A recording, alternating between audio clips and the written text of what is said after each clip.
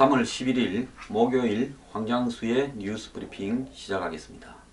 지금 공당의 공천을 놓고 정말 36 갱스터 영화, 한국 쌈마이 조폭 영화를 보는 듯한 우스꽝스러운 꼴들이 노출되고 있습니다. 정당을, 의석이 있는 정당을 공당이라고 하는 이유는 정부의 분기별 정당 보조금을 받고 또 더 나아가서 선거 때는 별도로 선거 보조금을 받습니다. 사실상 정당 운영이나 선거의 공영제를 위해서 이렇게 하는 것이죠. 그 정당뿐만 아닙니다. 실제로 이 정당이 공천을 한 후보가 선거에 나섰을 때 일정한 득표를 하게 되면 이 자신의 선거 비용, 즉 공적으로 규정된 선거 비용 전액을 돌려받고 또 반액을 돌려받을 수도 있습니다. 왜 그러면 이렇게 하느냐? 정당의 운영이나 선거를 부패하거나 부정한 돈을 받지 말고 국민의 혈세로 함으로써 모든 일들이 공적인 역할을 위해서 정당이 운영되어야 된다라는 부분을 인정을 한 것이죠. 자, 새누리당은 이 분기에 석 달마다 46억 9,300만을 받고 있습니다. 더불어민주당은 석 달마다 41억 4,500만원, 정의당은 5억 3,400만원을 받고 있습니다. 국민의당은 11억을 받았습니다. 석 달마다입니다. 그러면 이걸 곱하기 4를 하게 되면 새누리당은 1년에 한마디로 230억도 훨씬 넘는 돈을 받게 됩니다. 더민주당도 마찬가지로 210억 원 가량의 돈을 받습니다. 자, 그뿐입니까? 선거 때는 또 별도로 보조금을 받습니다. 2014년 지방선거에 새누리당은 176억, 그리고 더민주당은 163억을 받았습니다. 자, 이렇게 많은 돈을 이렇게 받는 정당은 그 정당의 운영이나 모든 부분을 공적으로 해야 됩니다. 공천은 정당의 운영에서 가장 핵심적인 부분입니다. 그런데 지금 새누리당의 공천을 놓고 정말로 조폭보다도 못한 일들이 벌어지고 있습니다. 협잡으로 공천 방향을 좌지우지하려고 하는 더러운 공작들이 진행되고 있습니다. 자, 제가 이런 부분에 대해서 이 문제점을 바라보는 시각이 여러 가지가 있을 수 있습니다. 누가 잘못했느냐? 윤상현 의원이 전화를 걸어서 당대표를 공천에 낙마를 시키려고 쌍욕을 섞어가면서 한 것이 잘못됐냐? 또 윤상현 의원의 말을 녹취해서 언론사에 넣어서 그것을 갖다가 찔끔찔끔 보도하게 하는 그런 공작의 배후가 잘못됐느냐? 여러 가지로 보는 관점에서 다를 수 있습니다. 저는 국민의 관점에서 이 사태를 봤을 때 윤상현 의원은 자신의 잘못만큼 그것이 확인되면 책임지면 되는 것입니다. 그 뭐 책임지라 할 것도 없이 이 사태가 적당히 넘어가지는 않을 겁니다. 자, 그러면 그 다음에 이 녹취를 누가 지시했고 그 녹취의 목적이 무엇이냐? 이것도 매우 중요한 일입니다. 아까 제가 토론에서요, 어떤 평론가가 저한테 그랬습니다. 김현철이가 저 아버지가 대통령일 때 비뇨기과에 가서 뭐 인사에 개입하고 국정에 개입하는 대화를 하는 것을 비뇨기과 원장이 녹취했는데 그 녹취한 내용이 문제지 녹취한 사람이 잘못이냐? 본질을 잘못 봐서는 안 된다는데 비뇨기과 원장이 김현철로부터 어떤 이해를 취하기 위해서 녹취한 부분하고 그 다음에 이번에 윤상현 의원의 대화를 녹취해서 공천에 활용하고자 하는 것하고는 차원이 다른 문제입니다. 앞에 것은 개인적인 문제고 뒤에 것은 공적인 문제입니다. 그렇기 때문에 윤상현 의원의 잘못 못지않게 이 추잡한 비밀 녹취에 대해서도 반드시 규명이 돼야 된다는 거죠. 흔히 뭐 이런 말들이 있습니다. 인생은 가까이서 보면 비극이고 멀리서 보면 희극이라는데, 제가 이번 사태를 보면요, 가까이서 보니까 정말 코미디고 멀리서 보면 정말 비극같이 느껴집니다. 유대인 속담에 이런 말이 있습니다. 누가 했는지 모를 어떤 일이 발생했을 때, 정말 이 어떤 사태가 갑자기 터졌는데 왜 이런 일이 터졌는지를 전혀 판단하지 못할 때, 그때는 그 일로 덕을 보는 사람이 누구인지를 생각해보면 답이 나온다, 이렇게 되어 있습니다. 유대인이 굉장히 현명합니다. 자, 윤상현 의원의 비밀 녹취 파문이 터지면서 덕을 보는 사람이 누굽니까? 새누리당 비박계입니다. 답이 나왔지 않습니까? 세상에는요, 이 정치나 이런 이 비열한 분야에서는 우연이라는 것은 없습니다. 모든 것이 다 기획되고 준비되고 조직되어서 그것이 뜻하고자 하는 목표를 향해서 움직입니다. 윤상현 의원이라고 하면요, 요즘 솔직히 비판적인 사람 입장에 봤을 때 하늘에 나는 새도 떨어뜨릴 만큼의 새도갑니다. 그런 윤상현 의원을 옆에 있던 사람이 녹취했다. 그래, 그걸 녹취해가지고 한마디로 언론사에 갖다 줬다. 죽으려고 작정 안 한 사람이면 누가 이런 무서운 짓을 할 수 있겠습니까?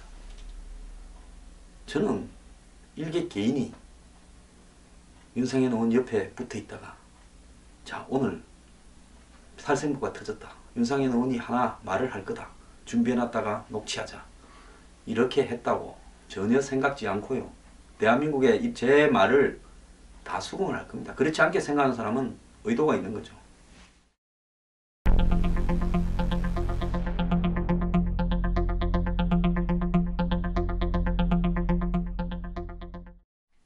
녹취는 2월 27일 토요일 날 터졌습니다.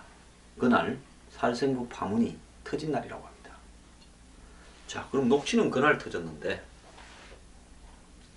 언론사에 전해진 것은 3월 5일이라고 합니다. 이것도 뭐 저는 안 믿습니다. 조사해 봐야 알겠죠. 어쨌든 그렇게 이야기들 합니다. 그리고 보도는 3월 8일 오후부터 했습니다. 언론사는 뭐 한 3일 법적인 검토를 했다고 합니다. 자, 누가 뭐 때문에 27일 날 녹취를 했다가 언론사에 갖다 주고 그걸 언론사가 검토해서 보도를 시작합니까? 자, 그럼 이렇게 엄청난 일을 보도되도록 하는 부분에서 일개 개인이 했다, 저는 믿기지 않습니다. 자, 이 사건이 보도되자마자 직후부터 비박계는 일제히 공세에 나섰습니다. 자, 누구하고 대화했나를 밝혀라. 그 부분이요, 비박인 논의는 가장 핵심입니다. 윤상현 의원이 누구하고 대화를 했는지를 밝히면 이번 공천이 한마디로 상향식이 무너지고 전략 공천이 다수가 되면서 일부 비박들을 제거하려고 하는 음모가 밝혀질 것이다. 그 사람들은 요구하고 싶은 것은 그것이겠죠. 자, 그런데 이 과정을 한번 보십시오. 2주 전에 27일 날 살생부가 터지고, 그럼 살생부가 터지고 난 뒤에 그 다음 주 금요일에 여론조사가 유출되고 9명의 공천 배제 비리 사유가 밖으로 새어나가고, 강남에서 친박들이 술을 먹으면서 유승민을 배제해야 된다고 했던 내용들이 세세하게 언론에 보도되었습니다. 그리고 화요일날 이게 터졌습니다. 앞에 살생부는 대표가 직접 총대를 맸습니다. 정도원 의원이 그것을 언론에 이야기했습니다. 자, 여기에서 지금 여론조사 내용은 일부가 다르다면서 양쪽이 다 설거머니 넘어가려합니다. 저는 김무성 대표의 살생부 관련 일이 생겼을 때 이거를 사과하고 그냥 공천 주도권을 잡았다고 적당히 넘어가면 안 된다 했습니다. 또 터질 거다. 그 터지고 난 다음 또 더 터질 거다. 나중에는 녹취록이 터질 거다. 약한 것부터 점점 심한 게 터질 거다. 제가 왜 그렇게 생각했는가 하면 지극히 상식적인 생각입니다.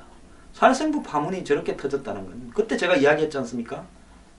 친박과 비박 간에 왔다 갔다 한 수많은 이야기들이 있을 수 있는데 그런 내용들을 그건 물론 친박끼리도 포함되고 비박끼리도 포함되고 친박과 비박 간에도 포함되는 겁니다. 누군가는 녹취해서 최종적으로 녹취를 폭로할 거다. 녹취가 의미가 있는 것은 누가 딱 했냐라고 증거가 드러나기 때문에 그렇습니다. 채널A도 처음에는 A 의원이라고 보도했지만 윤상현 의원이 문자를 기자들한테 해명하면서 보내면서 스스로 자기라고 시인한 겁니다.